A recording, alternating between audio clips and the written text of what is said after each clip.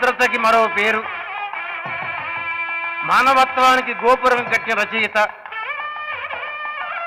పాకుడు రాళ్ళు నవల, చిత్రగ్రహం అనేటువంటి సైన్స్ ఫిక్షన్ కథలు నవలలు రాసినటువంటి నిరాడంబర రచయిత. ఆయన సామాన్యులుగా మాన్యులలో ధీమాన్యులుగా ఉంటారు. అటువంటి రావురి భరద్వాజ్ గారికి ఒంగూరి ఫౌండేషన్ కేంద్ర సాహిత్య అకాడమీ పురస్కార గ్రహీతకు సత్కారం.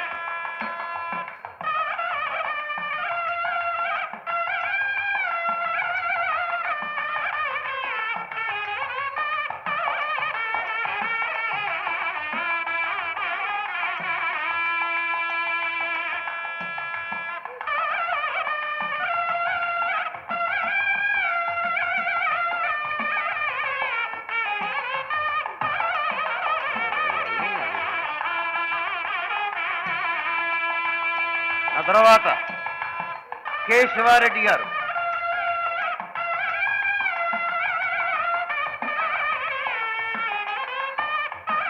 (1990) మోహన ఓ మోహన అనేటువంటి వచ్చిన కవిత కావ్యానికి కేంద్ర సాహిత్య అకాడమీ పురస్కారం లభించింది. ఎక్కడ లైఫ్ బాయ్ ఉండునో అక్కడ ఆరోగ్యం ఉండును, ఎక్కడ శివారెడ్డి ఉండునో అక్కడ కవులు ఉండును. శివారెడ్డి కేవలం కవిత్వం రాయడమే కాదు, కవుల కర్మాగార నిర్మాత కూడా. నిలువెల్ల కవి,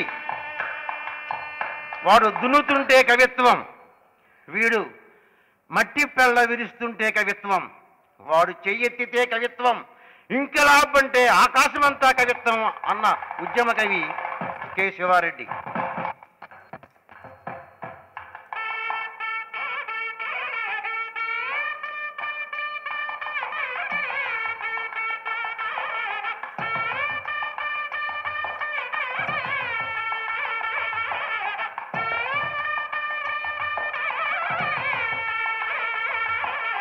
తర్వాత మాలతీ చందూర్ గారు అసలు ఇవాళ ఇక్కడికి రావటమే మనందరి అదృష్టం.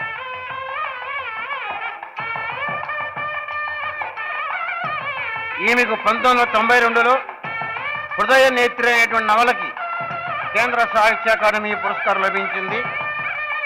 మాలతీ చందూర్ ఒక విజ్ఞాన సర్వస్వం, ఒక నవల మాలతీయం, ఒక అనువాద నైగనిక్యపు కలం.